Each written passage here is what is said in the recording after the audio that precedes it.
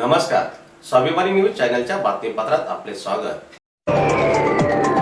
धुळे तालुक्यातील कुसुंबा येथील आदर्श हायस्कूलमध्ये बिगर सेवा ज्येष्ठ शिक्षकाला सहाय्याचा अधिकार देऊ नका, शिक्षण विभागाला निवेदन।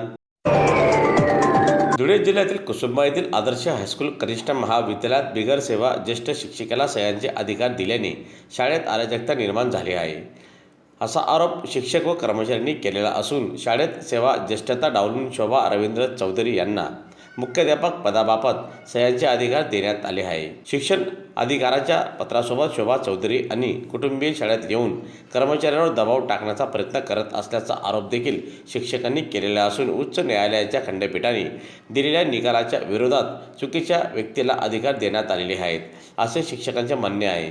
त्यामुळे शोभा चौधरी यांना दिलेले आदेश रद्द करून सेवा ज्येष्ठ शिक्षकास मान्यता द्यावी अशी मागणी करीत आज आदर्श हायस्कूल येथील शिक्षकेतर कर्मचाऱ्यांच्या वतीने माध्यमिक शिक्षण विभाग प्रभारी उपशिक्षणाधिकारी सुधाकर बागुल यांना निवेदन देण्यात आले।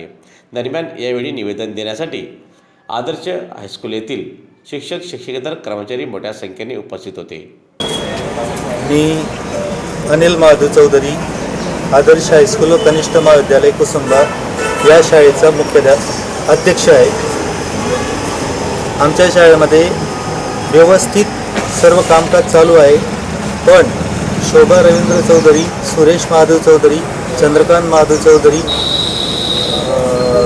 रवींद्र महादेव चौधरी, पांडुरंगजी भाऊ पवार हे आज अचानक शाळेत आले आणि माननीय मुख्य शिक्षणाधिकारी सो यांच्याकडील आदेश घेऊन आता आम्ही मुख्याध्यापक आहोत, इथं मी सांगेल तसा वागावं लागेल आणि कार्यरत असलेले मुख्याध्यापक प्रदीप परदेशी सर यांना त्यांनी दबाव टाकला, त्यांना खुर्चीवरून उठून दिले आणि शोभा रवींद्र चौधरी यांना मुख्याध्यापकाच्या खुर्चीवर बसवले आणि सगळ्या कर्मचाऱ्यांना दहशतीचे वातावरण निर्माण केले, धाक दडपशाही करायला लागले। अशा भीतीमध्ये सर्व कर्मचारी घाबरून गेले आणि सगळ्या कर्मचाऱ्यांनी मान्य शिक्षणाधिकारी सो यांच्याकडे शोभा रवींद्र चौधरी यांना दिलेली मान्यता तात्काळ रद्द करून कोर्टाच्या आदेशानुसार मान्य हायकोर्टाने शोभा रवींद्र चौधरी यांना मुख्याध्यापक करता येणार नाही असं स्पष्ट आदेश असताना मान्य शिक्षणाधिकारी सो यांनी चुकीचा आदेश केला। तो आदेश तात्काळ मागे घ्यावा यासाठी हे सर्व कर्मचारी निवेदन देण्यासाठी आले आहेत। या सगळ्यांनी मला सांगितलं आपणही चला, संस्थेचा प्रमुख, संस्थेचा अध्यक्ष या नात्याने मी देखील या ठिकाणी आलेलो आहे, पण मात्र मान्य शिक्षणाधिकारी सो आज भेटून आले नाहीत। पण सर्व कर्मचारी सांगतायत आम्हाला यापूर्वी शोभा रवींद्र चौधरी यांनी विनयभंगाची केस केली, अँटी करप्शनची खोटी केस केली, त्यामुळे सर्व कर्मचारी घाबरलेले आहेत, सर्व दहशतीत आहेत। त्यामुळे त्यांच्या मनामध्ये, विद्यार्थ्यांमध्ये, सर्व कर्मचाऱ्यांमध्ये घबराटीचे वातावरण आहे।